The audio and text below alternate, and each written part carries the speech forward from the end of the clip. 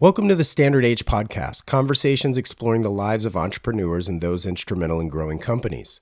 This podcast serves as a communal supplement to Standard H, my automotive-inspired line of apparel and accessories. Though popular among car and watch collectors, the elevated range of basics made in Los Angeles are certainly fit for many other discerning individuals. I invite you to visit standard-h.com to explore the latest releases, while the Substack exists for further deep dives behind the brand. Thank you so much for listening and for your support. Now let's get to the show.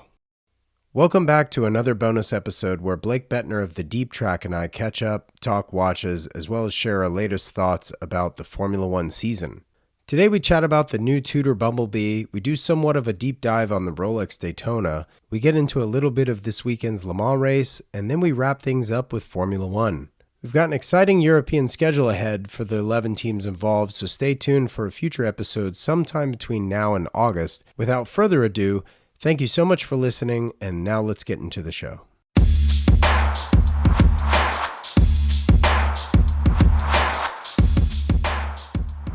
Hi, Wesley. How are you? Hey, buddy. It's good to see you. You too.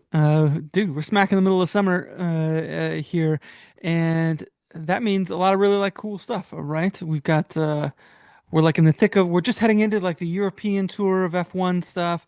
One of my favorite weekends of the year is the Le Mans 24-hour race. Oh, man. Which is this coming weekend. Yeah, I haven't I keep seeing the promo stuff, and I've got to be on my P's and Q's with the viewing of it, because I can't wait. The cars are just so cool, the variety and everything. Yeah, a lot of cool cars this year. Obviously, unfortunately, we lose the 963 from Porsche, so it always a Le Mans without a Porsche in the top class always feels a little weird to me. Yeah. And I think but there are also a lot of really cool cars that are coming in. Obviously, we've got the Genesis this year, which is a rookie entry. We'll have the McLaren next year, which would be great. And the BMWs in the top hypercar class just won the last round in Spa, I believe. And so I feel like there's this will be Alpine's last year. There's a lot of interesting storylines, Moving and shaking. Yeah, exactly. So I don't know necessarily, I wouldn't say Ferrari's a lock. They've won the last 3 years straight. The way these things go, they can go in kind of those spurts, right? 4 or 5 years straight of win, like Toyota before this, and or Porsche, all that kind of they've always kind of been kind of streaky. So, but I don't know. This year, I feel like I don't know what's going to happen, and it's a lot of fun to watch. So I'm really excited about that this weekend. Do you have a favorite track as far as WEC goes, or F1 for that matter? Because mine's Spa. I was gonna say I love Spa. It's fantastic. I also like the Nürburgring, and Nordschleife together. Sure. That 24-hour race obviously was a few weeks back with Max, unfortunately having to retire from that. But I really love that track. I know you're not a video game guy or whatever, but Gran Turismo, I'll pop open, the Nürburgring Nordschleife and just do laps on that. I love it. And the same with Spa. And those two geographically are not all that far apart in the world. It'd be a really fun trip to do. I was just about to say that. Yeah. Week in, week out, go to Monaco, then hop up to Le Mans, casual. Yes, from Mediterranean and then up to the north of France, then over to Belgium. I guess over Germany and then Belgium. Maybe you'd end in Spa, because I think the Nürburgring is in northwestern Germany, and then and then Spa is in southeastern Belgium. Yep. Yeah. So thereabouts. I couldn't help but notice, and not that we always do a wrist check on this show, but I couldn't help but notice the Daytona today, and it's very on the same page with Le Mans, even though you're not wearing a Le Mans specifically. Tell me about the history of this watch for you, because you've owned it for several years. I know that. You went white dial, which is probably, if I were to buy a modern Daytona, I would do the same. But tell me, what appeals to you about this watch? Why did you buy it? Where did you get it? How did you get it? The people want to know. I have kind of a sordid relationship with the Daytona overall. It's a Okay. watch that, like many of us, have always like kind of had a thing for, right? Yep. From the very early days of being into the hobby, and one of the things that always kind of kept me interested in it is it always seemed like there were interesting wrinkles to its history to learn Yep. about and to discover, and different weird variations. And I'm always like, there's always something new to learn about the Mm-hmm. Daytona. I Yeah, still it's feel like true. that Yeah. today, Yeah. and there's still things that I come across about it that I didn't know that I enjoy reading about. So for me, it's like one of those watches that is like perennially interesting because of that. Yeah. Um, all the hypey stuff around it kind of um, sapped some of my enthusiasm around it for a period there. But Totally. that stuff comes and goes, and this is a watch that's been, it's just been kind of a mainstay, obviously since the late 50s. So, to me, it's bigger than that, than just being defined by a single kind of like era when a bunch of assholes wore it and wanted Yeah. it, right? Sure. It was here before that, it'll be here after that. I sold my I modern Pepsi because of what you just said. so you get it, right? Like, and I've had those feelings. I think anybody who's owned watches that have gone through those periods has to kind of deal with that and really kind of confront like their own identity around the watch And and be able. I don't even know if you know, but I sold it for my Zenith Daytona. Oh, did you? Yeah. Interesting. Yeah, so that's not a bad, like the 16520, I think, is its own kind of interesting story and chapter, obviously, in the Daytona history. I'm actually looking at one right now Nice. Yeah. to potentially add because it's a reference I've never owned, and It wears better than the Pepsi. yeah, the I think that's like a real strength of that generation of like any 5-digit Yeah, sure, Rolex, sure. right? Like Yeah. they wear just like fantastic. So The good. case is a great size. Obviously this generation that I have on my wrist is the 126500, and it adopted the same kind of precious metal symmetric case of the previous generation. So it has like a kind of a slightly larger flare to the end of its lug, and it wears ever so slightly larger, but Yeah. not big by it. Like it's still like a very great watch. That's kind of I like my always, 2018 OP no date is like those lugs are a little, there's broader shoulders, let's call it, yeah, as opposed to the current that are kind of slightly more tapered. yeah, and the shape though of yours, I think, has there's a really nice kind of just taper into a point, where there's Mm, more of a foot on the lug of this one, and then obviously it's a symmetrical case, unlike the previous generation, so that kind of fills out a little bit more of the space on the wrist. I always kind of think it's like that perfect pair of jeans that you've worn for like or that you've owned for like 10 years and you slide hmm. them on and they just like fit perfectly to your body. Like the Daytona always kind of feels like that kind of a watch to me, like on my wrist. I And like the newest that. generation like isn't that far off of that either.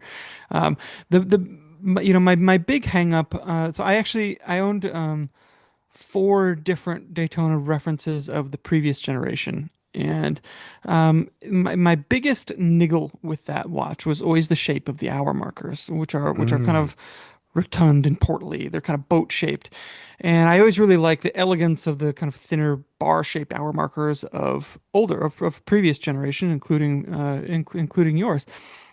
So when the new 126 generation came out and it had those thinner markers, it was kind of hmm. an instant like, "Ooh, this is kind of what I've been waiting for. Yeah. Like this is the kind of Daytona." And I've had various precious metal references as well, and I find that I don't wear them enough because it feels, the precious metal kind of feels like more of a special occasion type thing, and I Sure. don't want the Daytona to be that. Like Hmm. I am a guy that will wear it with a t-shirt and jeans and backwards hats and Totally. it's all messy. I can see gunk on it, right? Like it's just kind of like that's how I like to wear it. And if it's steel, I don't feel so bad about it being that, right? Yeah. So, It's slightly more um, resilient as a resort, yeah, or result rather. yeah, exactly. And the white dial, it really comes down to like the black rings around it. If the white dial, or if the black dial had like pure white rings defining its subdials instead of a Silver. reflective polished Yeah. surface, Hmm. I think it'd be a different story. That said, I think the black dial of this watch is more photogenic of this in this generation than Interesting. than the white dial. So, Yeah. I mean, I could honestly talk for an hour on Yeah, just make like it a my thoughts on the Daytona on the on the Daytona. podcast. But that's kind of like personally what it's kind of speaks to me. You know, I think when I think of the Daytona, it's like there's never like a perfect one. There's always something Mm, that I would change. And the newest Daytona that was released this year, the bezel on it uh, is it's great. It's anthracite, right? They call it. I care less about that, but what I do love about it, and that I would love to, if this one had all of the tachymeter, the numbers of the tachymeter are all situated horizontally, like old school bezels, and rather than radially, right. like this. And that's one of those things, kind of like the hour markers, like you notice something's different when you look at it, but you maybe Mm, can't quite put your finger just on what it is, but it right. makes a difference in like how it feels overall, like as a whole, you know? Hmm. And Rolex are really good at doing that kind of a thing, you know, Yeah, like it's greater than the sum of its parts sure. kind of a thing.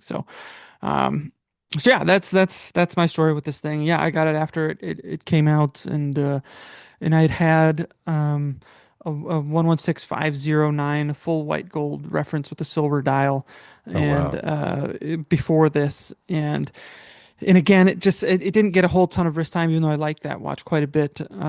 But and then I kind of traded that with the dealer for this and something else as well. So that's how I ended up with this guy. Where did you buy the white gold?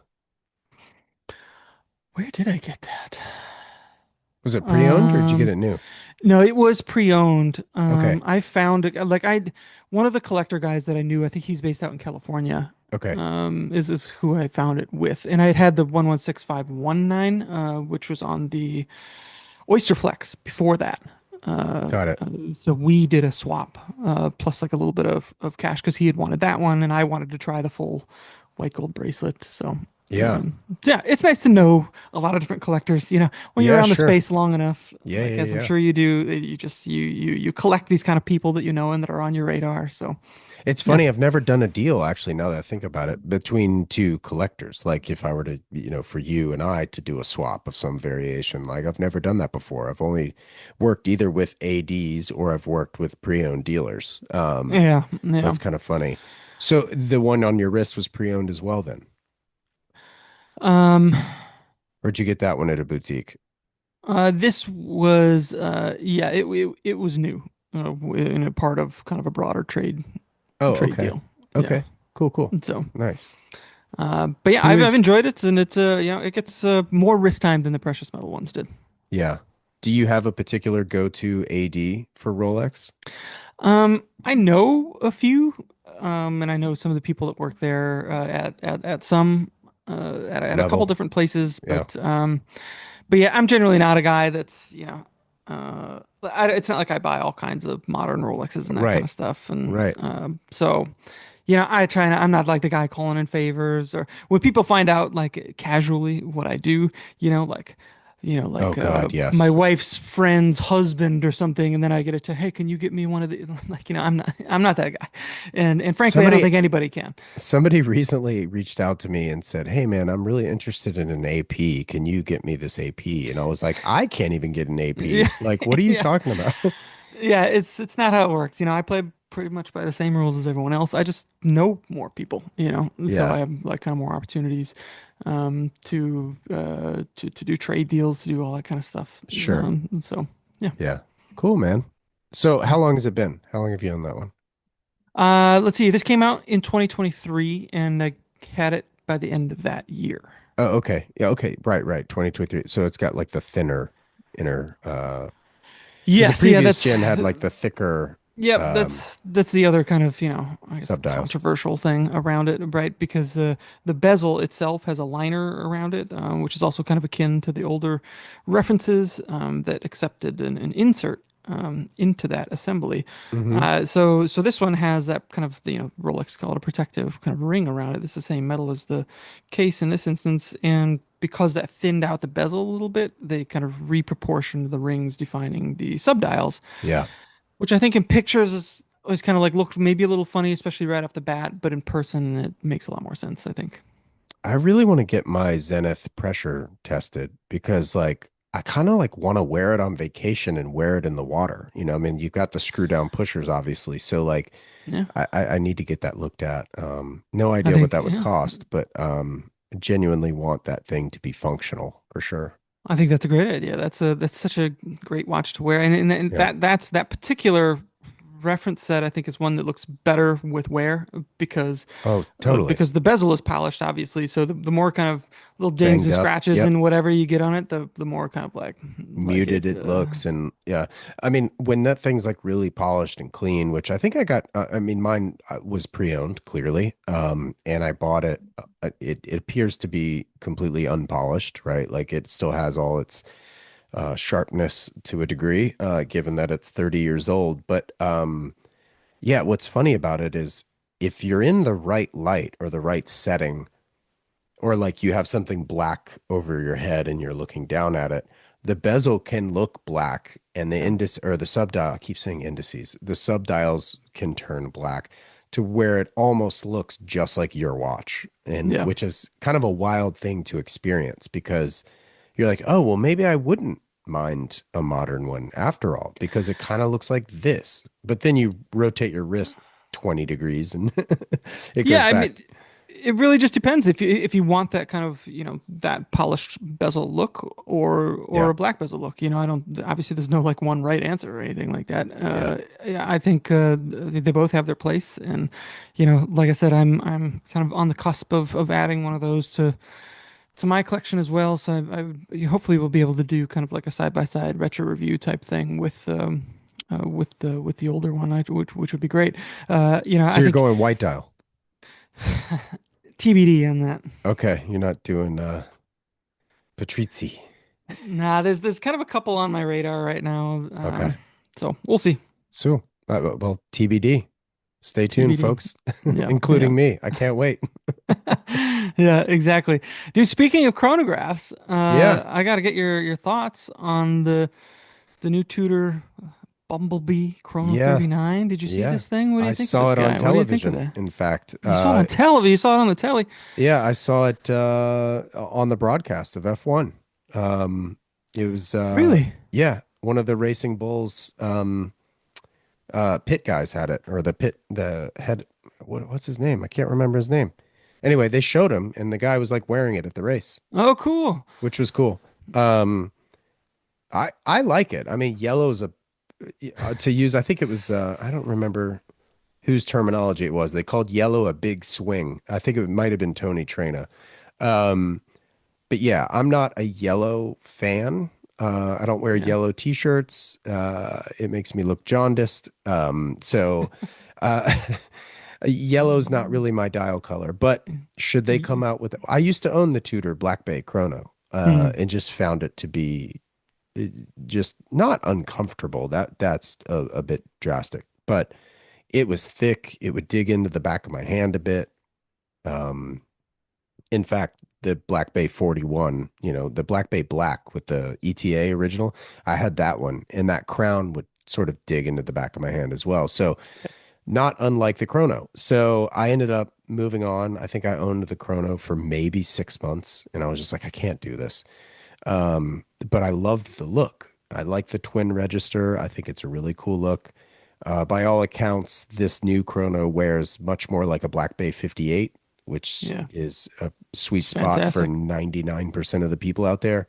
Yeah. As a Black Bay 54 owner, I find that to be even better wearing, but there's no way we're getting a chronograph at 37 mil, which is No, the totally fine. 54 is dope though. Yeah. Yeah, it's got all that pedigree and heritage look and just vintage vibe. And every time I look down at it, I'm like, oh yeah, 5508, of course.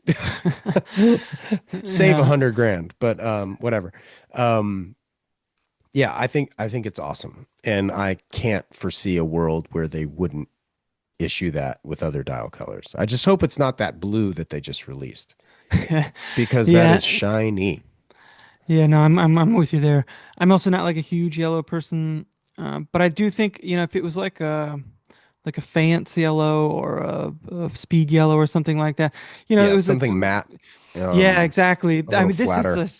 I don't know. It's just so vibrant Bumblebee. and bright Yeah. yellow that I'm like, ah, I don't know, you know. But if it was that more kind of subdued yellow, then Well, I I don't know how think I'd feel about it. I'm also I, not a huge yellow guy though. Like, you know, well, if people are kind of like, why would you do this? Like, which I'm sure someone out there has said publicly. I haven't read any negativity actually yet. But I think it's because, like, look, when they came out with like the pink dial chrono for like the Miami soccer team, and they've took some swings with that watch with colors and yeah, have seemingly done very well. Now, I think the fashion in which they release them, sort of like hush hush, oh, this is for David Beckham only, or for Messi only, or whatever. yeah, I think that maybe sort of commands a different attention, but yeah, um, I like it. I like it. yeah, yeah. I do too. And sure, yeah, surely we'll get a white one, a black one, or whatever. You know, just more Hmm. kind of standard ones. So That and makes when it they do, tempting for sure. you know, they'll be, yeah, they'll be And a hotcakes. hell of a price point, right? Like so approachable with a robust sort of movement, let's call it. I think it's still using the B01, right? From It's Breitling or this. no? It's a very. It's yeah. It's An based on that because amalgamation of that. it's Yeah, the yeah. same one that was in the regular Black Bay 50. Yeah. You Right. know, So it's like, you Black Bay know, chronograph. Yeah. um, and you just wonder too, like, I think it's not just Tudor. I can't remember who else, but by making it thinner, you're just moving the dial closer to the sapphire oftentimes and things like that. So you're moving the movement higher in the case. And you just kind of wonder, like, why wasn't that ever done initially? Or was it no one thought of it? I just don't know.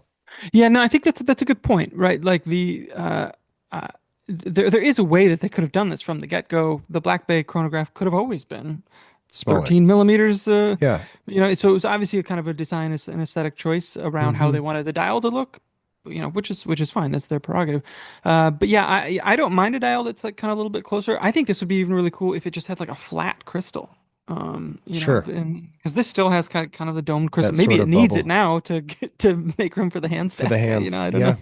Yeah. And then what, the slimmer hands too? Didn't they like thin up the hands so they don't obscure the subdials quite as much? Yeah, that I have a harder time discerning, to be Yeah. perfectly I frank with you. I do. Yeah. Like I looked at the two of them side by side, and it's I don't know, Well, it maybe when it's becomes in a person. proportion thing too, because they didn't just make the hands smaller because the whole watch is smaller. So it's like Yeah, it's kind of honestly, it reminds me somewhat similar to the Ingenieur coming out in a blue dial and a 35 millimeter. And it's yeah. like by all accounts, a lot of people love the way that watch fits. And of course that watch is incredibly comfortable, but there's just something off. I think the dial aperture is just too small for me. Yeah, all those things, they're all the little details that, that all kind of add up. And it can be something like that, the size of the dial aperture, is something that not a lot of people think about, but that Right, can right, make a right. huge difference in like how big the watch visually looks. Yep. And So, legibility for that matter. and legibility, all that kind of stuff. So yeah, I'm curious at how this will evolve. I like that they've opened up this development direction for the watch, and I think it's a healthy thing for them to do overall. So, Yeah. born to dare, Yeah, yeah, Wes, that's true. born to Yeah, dare. So, exactly. Yeah, so yellow, totally. yes, all yellow. But Yeah, that's why Tudor is what it is. I like to refer to it as Rolex's skunk works. yeah. There you go. That's Like it's yeah. just they are the daring one, right? Yeah, I think that's kind of how they use it to segue into more of kind of like a lifestyle territory, Yeah. just as we record this just this morning, I think they had some news around aligning with like some runners. Oh, really? Yeah, I haven't really looked at it or read the release that I was sent, but I also Like, saw are it we on talking on ultra social. marathon folks, or are we talking It looked like like maybe like sprinters? it looked like maybe let's see here. It's like the thing is, Tudor goes running. So I think they've aligned with Tudor hits the trail with the world's top running athletes. So it has Okay, new trail. like trail running athletes that are now like a part of the brand. Yeah. Let's see here. Yeah, these let's see here. These guys run 171 kilometers. There you go. Ultra That's marathon. I thought so. So, well, here we go. What watch are they going to be wearing? because you would think that's like a Richard Mille sort of lightweight, because God knows you don't want to weigh your wrist down. Yeah. I wonder, it would be really cool if they came out with some like super lightweight, Black Bay full like 54 on rubber. titanium, or maybe like, like um, I don't even know. What would you even do? Excuse me. Maybe like a smaller fixed lug, fixed FXD thing. Yeah, Like I think just yeah, for athletes, but it's like a little maybe lower profile or something like that that. makes more sense. Yeah. But yeah, I mean, athletes, these are obviously like world class level athletes doing this kind of stuff. So I'm sure they have their own kind of sophisticated gadgets and stuff that they're wearing to track Dude, I their. think if they did like a carbon cased FXD with the Pelagos blue dial, that'd be killer. Yeah, it maybe like just slightly smaller, right? Yeah. Then I think that would Can you go a long imagine way. that in carbon with like that brighter blue? That would work well. That would work really I think well. it'd be a really great combination. Or Yeah. titanium, I guess, but like carbon would be for running, I would think. Yeah, I'd run it. I'd give it a try. I don't Yeah. run 171 kilometers in one go, Because you but do 200? because I do 200. Let's see. No, I mean I run a little bit here. I run about 30 miles a week. I don't wear a mechanical watch while I run. I have, but I like that's what I use an Apple Watch for, Yeah. and so I can keep like my heart rate, my my distance of how far, my pace, all that kind of stuff Yep. to a more or less approximately accurate like Sure. degree, right?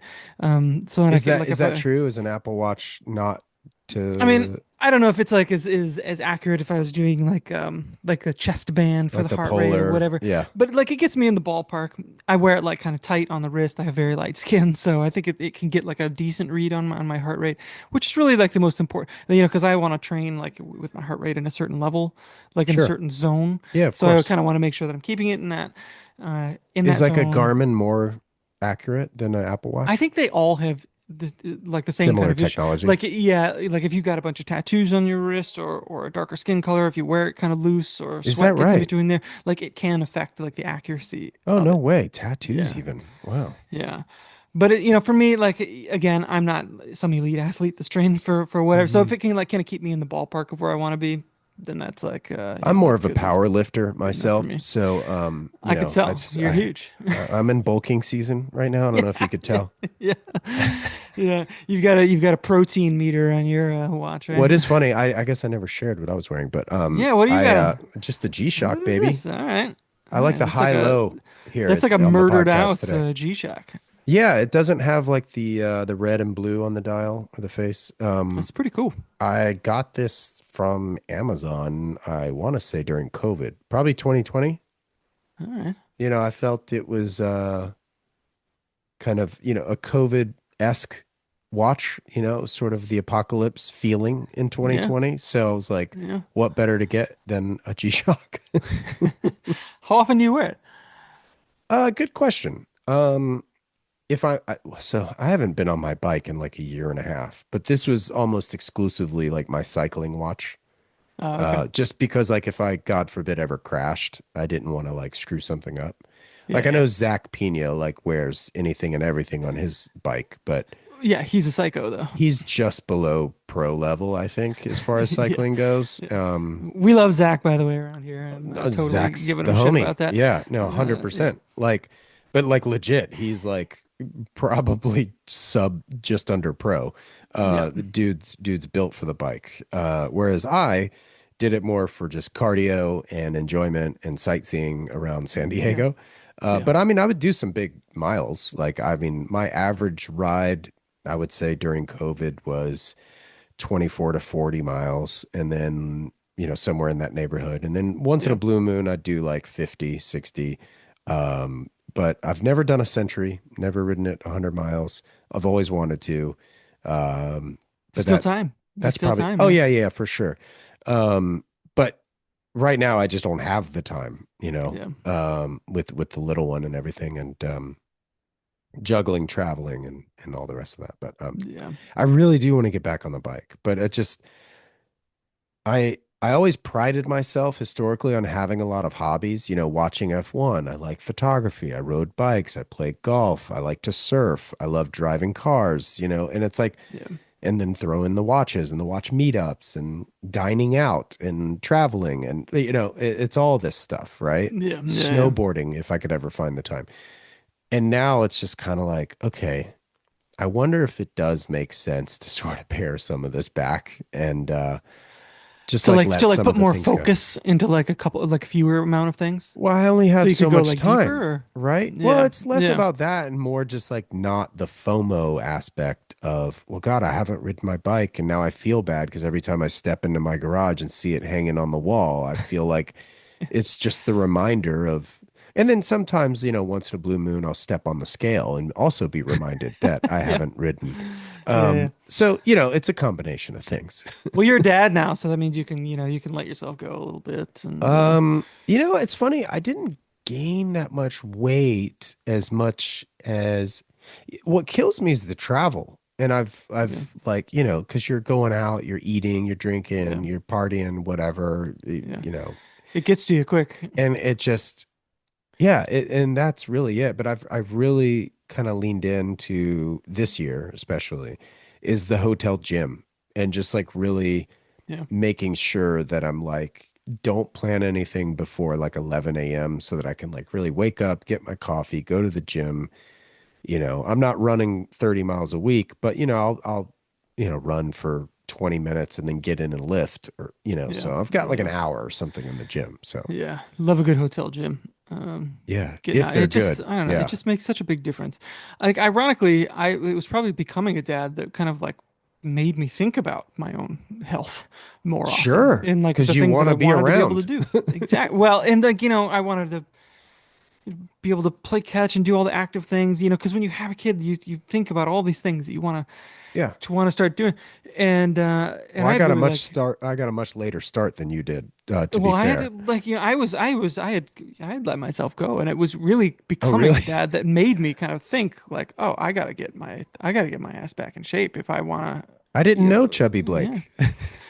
yeah. I mean, I don't know what you'd call it, but yeah, I was definitely larger, Okay. on the Okay. larger side, and then but like I ran cross country in high school, so I knew how to get myself into Yeah, running. sure. Yeah. So I did that, and obviously you can't It's outrun like a bad riding a diet. bike, I'm So it was sure. like Yeah. that in the kitchen, and then running and those two things. But it can't be like a fad thing because it can't be Right. something that's just you can gonna do for a few weeks or a month or two, lose a few pounds, and then be like, great, I'm done. Like it has to be how you think about your life as a whole, It is. and things that you can sustain over the course of like years and decades. Otherwise, you're always going to be battling the scale, the fork, whatever, however you I want mean, to put it. that is my life, honestly. Like I get into these routines and it's great, and then I hit the road and it gets disrupted, and then I come Yeah. home and then it's recovery, like from a work standpoint, not a Yeah. body standpoint. Well, Yeah. sometimes a body, more of a liver recovery. Yeah. Yeah. But No, I know what you mean. Yeah. so I've actually been a lot more like top of mind too, as to like, okay, maybe just like cap it at two or three drinks. Like we don't really Yeah. need to go. And I'm not actually historically one to get that hungover, really. Yeah. Honestly, I've been blessed with that my entire life where I could drink five IPAs and be fine the next day, Yeah. Yeah. Now not so much, but Yeah. It's never easy as you get older. I don't know. yeah. Yeah. And that's another thing too. The kid, like how I even think about my long term. Like I can see where, like I cut like kind of I don't drink all that often these days, Okay. and I could see a future where I just like it's not that big a deal at all. Like I don't drink at all, I right? thought about And quitting at 50. at 50, that's the number. I've thought about it just Yeah. because it's like, all right, you're halfway to 100. Yeah. Though you've only been drinking, I guess, legally for what is that, 29 years. Um, I I just thought about 50 just because by that point, my daughter will be, I don't know, 4 or 5. Yeah. And like, I just think that like, I don't know, like I've done it, you know? Yeah. Like Yeah. it's kind of like watch ownership. Like sometimes you're just like, okay, I've experienced it. I don't need it. Yeah. Yeah. I don't know. We'll see. I got 4 years. Yeah. Yeah. You don't need it. Right? Yeah. It's when I'm 50, let's see here. My birthday's tomorrow, actually, as we No record this. way. Well, happy Yeah, it's birthday. well, thank you. I turned 43, so that'll be 7 years. In 7 years, my son will be just about to turn 21 Oh, so maybe you go because out he's with one he's shebang with 14. him, Yeah, I can you know? hang with all him and his 21-year-old Yeah, buddies, get wasted one good time and with your that's my son, that's and then he'll probably say, "Dad, I never want to see you like that again." And you're saying, "No ex problem." yeah, no problemo. Yeah, exactly. That actually sounds kind of fun. Like that's cool. That's not that long though. 7 years. God. I got 3.5. I'm doing the math. You're old. You're too old, dude. 100%. Trust me, I'm reminded every day when you're like, "Oh yeah, like I want to be healthy to throw the ball and stuff." I'm like, I want to tie my shoe. Are you kidding me? Like I'm wearing loafers now. Yeah. Oh yeah, dude. Bending the back, bending down, you tying your shoes some days, all that kind of stuff. Yeah. Oh You God, feel it. You feel that's it. so funny. I think as a whole, though, we're doing pretty well. Yeah, Yeah. totally. Like I'm So not I'm not sweating it. yeah. Although, yeah, I mean, I feel pretty good. But yeah, there are the subtle reminders. This morning I woke up with like a sore back. And I'm like, what did I do yesterday? You know? Anyway, let's maybe get off this path. I doubt people want to listen to our ailments. But Our wisdom so about this past weekend, for those listening, unfortunately Blake had some trouble with the internet, but yeah. had to stream the F1 race on his phone, no less. Yeah, Um, it's true. you missed the pit coverage with the Bumblebee, obviously, so Yeah, yeah, I missed which that is part. totally fine. Yeah. But this race in Monaco, okay, so I made a comment, I think maybe even on the F1 Instagram. So I don't remember what the post was, but it was like, oh, beautiful day here. And this was like Thursday, Friday. So I was like, oh, wow, it's gorgeous. It must rain on Sunday. And then someone replied, nothing in the forecast. Ended up being a gorgeous day in Monaco. My one of my favorite weekends. Like I said, Spa's my favorite track. There, I do have a soft spot for Monaco as well. Yeah. I just love it. Dude, I It mean, just it's June on the unlike anything else. Mediterranean, it looked like The watching it, overhead shots you were just wanted to be insane. there, Yes, the yes. whole time. The water is so crystal clear in a way that like it doesn't always appear that way. Probably because of the cloud cover, right? And the Yeah. often rain. Yeah. Um, Max didn't even get off the line. Yeah, what's up? I feel He terrible did for he him. did the Kimmy walk right off the track. Yeah, that would have, yeah, he just like went home probably to to get on the sim and Yeah, or destroy a vase of some sort. yeah, who knows? Yeah, I bet he seems kind of like over a lot, but man, he hustled that car around that track in qualifying. Uh, you know, honestly, just like incredible. Him and Kimmy watching them were just like on another level. It Yeah. seemed from everybody else, and obviously Max is dealing with a Red Bull, which now, according to the FIA, have the strongest engine in terms of the internal combustion component, actually. So, and not Mercedes. So, the Mm. adjustment benefits, all that kind of stuff, the Adduo will be given to Mercedes powered cars. Ferrari powered, to what extent, I don't think is quite clear yet. But I thought that was really interesting that Huh. right out of the gates, this Red Bull Ford developed engine is, so strong, has been so strong. I still think everybody on the grid would say the Mercedes engine is the best engine, but for whatever metric they're using to judge it, they're saying that that's the internal combustion component of it is the strongest engine on the grid. Yeah. So hats off to Red Bull and Ford. That could be Horner's crowning achievement at the end of the day, like getting that thing Wow. developed in the car. So Hmm. hats off to them. Yeah. The race itself was entertaining, boring, and perplexing, I think are the three Yeah. words I would use. The penalties was just it almost seemed like a not a conspiracy, but it was almost just kind of like, oh, well, nobody's getting past, nothing's happening. So let's see if we can mix this up, is how it started to feel. Yeah, I know, right? It's yeah, all the penalties was crazy, and that's I think came down to how they judge the speed of the cars, which is like a like over like distance traveled over time. instead of literally like using a speed gun to measure their speed. There's like blocks of the grid, of the pit lane, sorry, and if it takes more than X amount of time to cover that distance, then they get dinged with the speeding. And some of the cars they're saying were cutting a corner, which was effectively making that distance shorter. So they weren't technically speeding, but I was going to say, how is it that this percentage of cars could do this in the pit lane? I've never before seen something it's like this, but because if you're the pit right, lane then that is, makes all the sense of the world. Yeah. well, you know how tight the pit lane is there, Yeah. so it's so the cars, I think, leaving and maybe entering, it's like a corner that they kind of cut a little bit, which I think they do at every track. I mean, it must be like speeding by 200ths of a second or something. It was 0.1 kilometers per hour for them, which is what it turned out to be. Yeah, that's But insane. so yeah, I think so too. The only one that really ended up kind of getting, a bum, the bum end of the stick, because of it, is Pierre Gasly, who would have finished on the podium, Right. because it was, very much a race of attrition, and that's just where he netted out. But because of the penalties and the speeding, I think Alpine is going to, Appeal it. like, formally appeal, yeah, and like make their case to the FA in, That's crazy. Barcelona this weekend. So That's wild. You yeah, know who I hate it? I mean, Charles crashing out, like that's just he was complaining about his brakes, which actually I don't recall in the broadcast him ever being on the radio complaining about it. But I thought it was a cold tire thing because it was just the one lap, right? After the restart. yeah. Well, I think it was cold brakes, probably. But But the he was saying the road. rears weren't even working. Yeah, exactly. So he was saying, I think, complaining about the brakes, right? But then they showed the road in that section that was like all like Choppy. like it looked like the road had been kind of like torn apart almost in certain Well, sections. And I that's don't what know they if were saying. was that the same section that Stroll Wasn't that binned turn it 19? as Is that right? well, I right? can't Going into remember. Rascasse or coming out of it. I think it's I don't coming out of know. it. I didn't see which exactly what Stroll was, but it was about the same part of the track. I don't know if it was the same like issue of the road being like there A was lot no of marbling. surface. Right. Yeah, like for the tire to catch on to. So I don't Mhm. know. It's so weird though.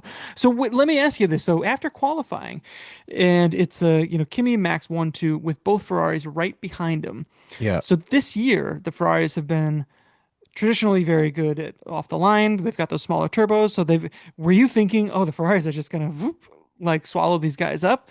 Or how are you thinking the start was going to go? It seems like the other cars have maybe got their start sorted, though. I don't know. But you're talking about the initial start of the race, or you're talking Yeah, about the the start of the restart? race. Okay. Like, yeah, the Because initial start.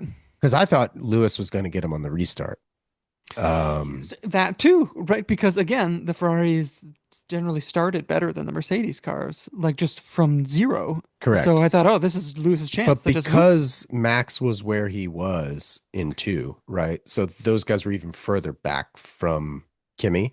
Yeah. So, um, yeah, that's the only reason why on the restart I'm saying like I was kind of fingers crossed.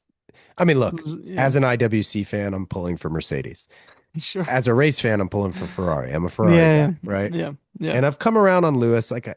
Did you see that clip, by the way? Let me interrupt myself for 2 seconds of Toto looking at the board and being like, "Oh, I thought we had three drivers there for a second." Yeah. Did you see Yeah. that clip? I love how proud he still is I don't know. I what just think it's Of so what Lewis touching, man. does. I It really think really it's really is. beautiful. I think he genuinely cares for these guys, and he fostered Lewis for, obviously, six of his seven championships. Uh, right? Yeah. So he like I think those two have a special, like a very I mean, strong they've got to relationship. be like, I don't know, brothers or like uncle nephew type of vibe. Yeah. Yeah. Um, Yeah. anyway, And it's great to see, how Toto kind of looks after Kimmy now and kind of bringing him well, up. you And better. obviously, like he saw something in him.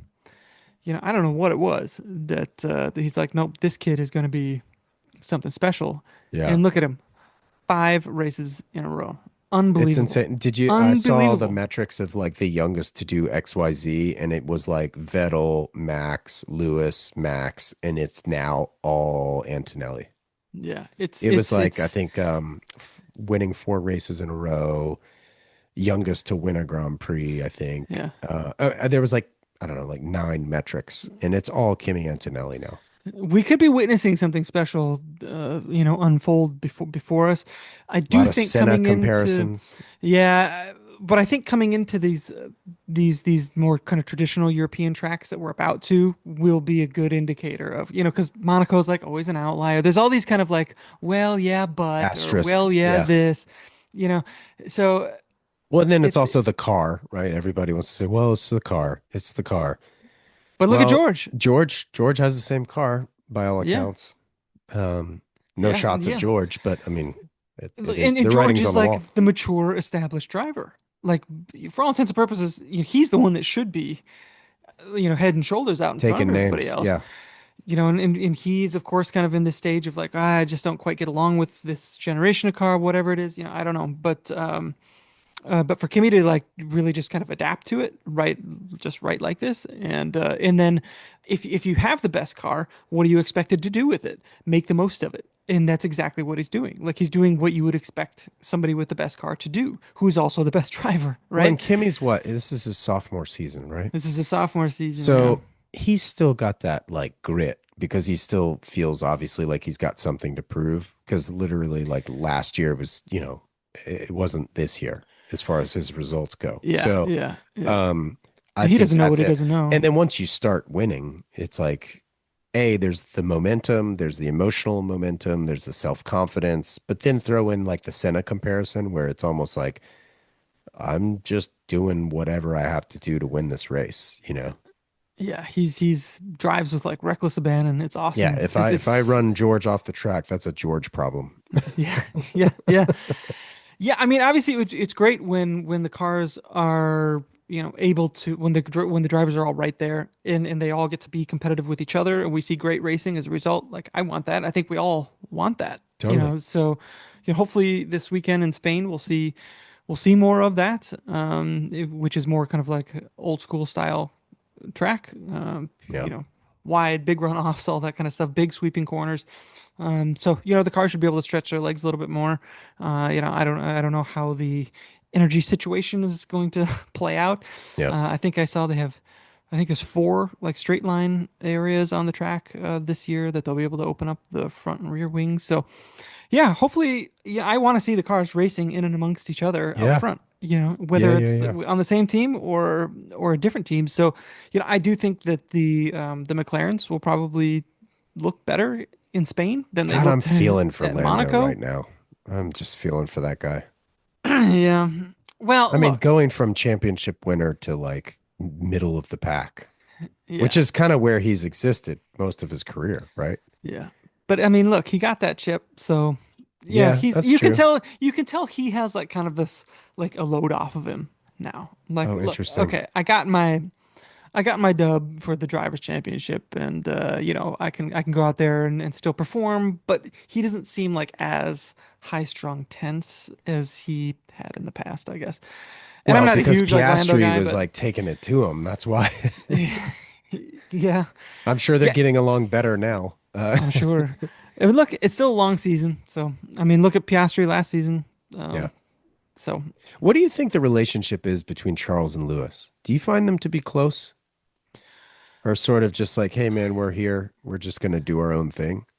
I don't know. I think they both seem a little tough to read, and I think that's probably intentional. And I think Lewis seems very kind of like closed off for the most part. Yeah. Like, uh, I don't know. I don't have a sense of like what he's maybe like behind closed doors or what kind of a person he Yeah. is because he seems so like just measured in how he responds to everything, and obviously through many years of training and doing all this kind of stuff, right? So, Yeah, I feel uh, like his celebrity to some degree has almost eclipsed him being a driver, if that makes sense.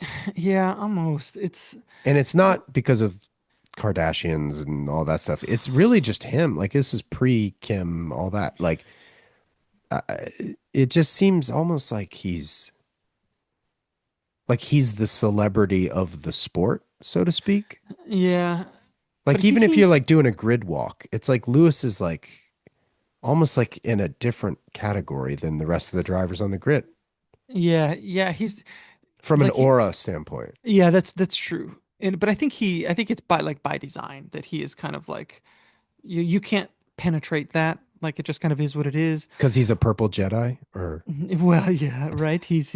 But look at like the fits that he comes to the track with, all that's what that I kind of mean. stuff. Like Yeah, I think that's all designed to kind of put up yeah. this image of who he is and all that kind of stuff. But yeah, like just chilling with him, like behind closed doors. What's like I have no idea what he might be. Whereas like Max, he's probably exactly the same no matter what.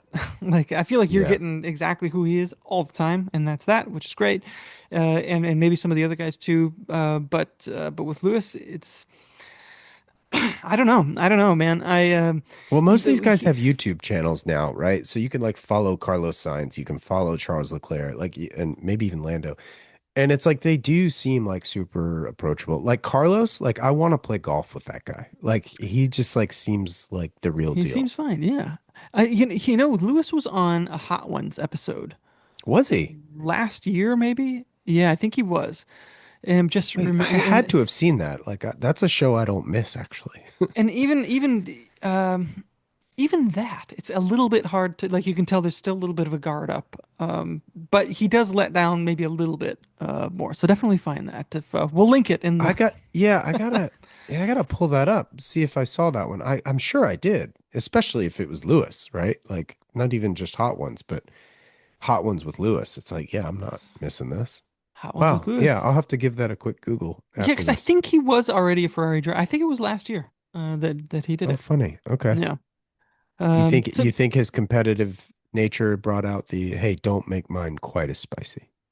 yeah, I gotta look good here. well, he is vegan, I think, or vegetarian. So I think Okay. he does the The you know vegan the wings. the Yeah, the vegan, cauliflower or whatever. which people do. Yeah, So tons of people have it's done it.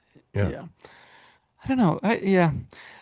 Traditionally, it's always been like Daniel Ricciardo's the guy that I would like go to the pub with and like cut totally. loose, right? And have a great time probably doing it. Yeah. Although Who I is will that say guy? now he's like a Ford ambassador for trucks and stuff, and I guess the Raptor. I don't know. I just feel like, look, I'm in no position to tell others what to do with their lives, but I just feel like I really selfishly, I just wish he was closer to F1. I feel like he's just left All and right. gone, and Hey now he's Daniel, just if you're doing this other listening, thing. listen up here. Well, Wesley's gonna really, I drop mean, I some just wisdom on like you. he's such a lovable character. He's such a good energy for the sport.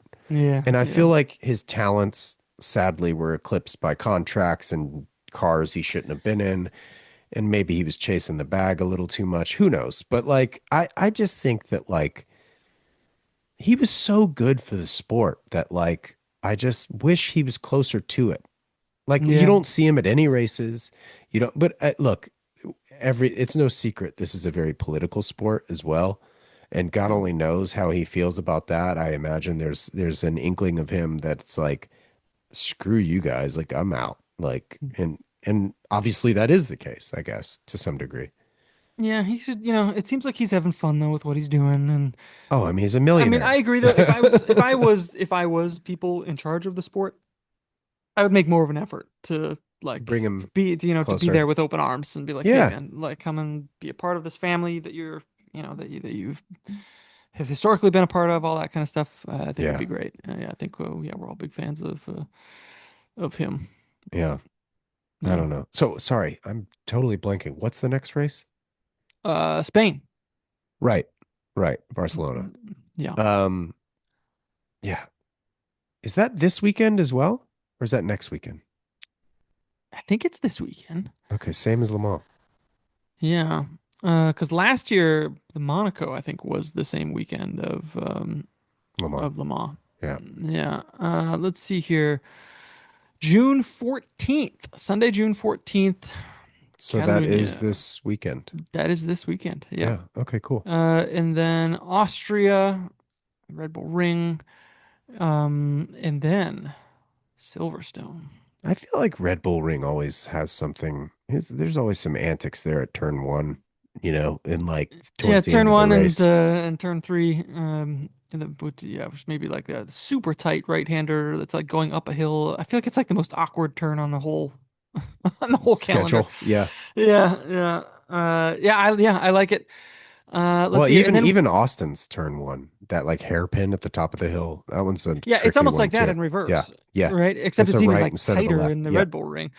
And then I think this might be the last year of Zandvoort of the Dutch GP for a Mm. while, because I think that's Too going much off the sand on the track. calendar. Yeah, exactly. Yeah, no, we got a good slate of races coming up. Yeah. So yeah, I'm really excited. Those are all great ones. Yeah, Barcelona, Red Bull Ring, Silverstone, Spa are the next. And then summer break, August. Yep, and then summer break. Or no, sorry, the Hungarian GP is before the Oh, summer right. break, and then the Dutch GP is end of August. Okay. So, Cool. yeah, yeah, It'll be here before you know it, the summer break. yeah. It's Hopefully, we get some more spicy races too, um, crazy. coming into all this. So, yeah, I'm excited about it. Yeah, likewise. Anything else you want to add? Are we forgetting anything? I don't think so, man. Cool. I don't think so. We'll have to come back and recap more of the season Yeah, and we'll have to do a pre-summer break, maybe. yeah, maybe we can do a pre-summer break and talk about any of the new watch releases that have come out Yeah. around not only racing but just in general that we want to talk about, or just go back talking about the Daytona or any other kind of weird old Yeah, watch that you sure. want to talk about. It's kind of funny. I need to wear that. I gotta get that one out of the safe. You get that shit on, man. Yeah, Yeah, I really do. It's the white dial was always it for me. And then being summertime, it's just like white dial season. absolutely, dude. Yeah, yeah, love it. Cool, buddy. All right. Congrats again on nailing that one. Oh yeah, thanks. I think was it last November that I got that? Oh, it's been a Has it while. been that well? I think so. Yeah, it was like I think November is when I got it. Um, but yeah, I don't miss the Pepsi at all. I kind of miss the idea of owning the Pepsi, frankly, Yeah, because it is such a timeless watch. But I don't know, just like I just didn't need it. I don't know. I haven't missed it at all. You look down at the Zenith and I don't think about the Pepsi ever, you know. yeah. Well, there you go. It's all, and Yeah. plus, like if that changes in the future, there's plenty more out there. 100%. Those So. just discontinued, so maybe I sold it 6 months too early. But I think the Zeniths have gone up in the last 6 months too. So Yeah, I know. You know who's always real bullish on Zenith Daytonas is Eric Wind, our buddy Eric Wind. So, is that right? yeah. So yeah, it's always a buy from him. Yeah. I mean, I think Just so. I mean, honestly, I think last November when I got it, like, I think it was kind of a low point for them. yeah, Like, I was like, why are these this approachable? I mean, these are very expensive watches, don't get me wrong, but it's historically, yeah, for what they could be and arguably should be, I feel like, yeah. you know, No, I I'm don't with know. you. I'm with you. Blake, always an enjoyable time. Thank you. Thanks, Wesley. Appreciate it. Thank you guys for listening. We'll catch you soon.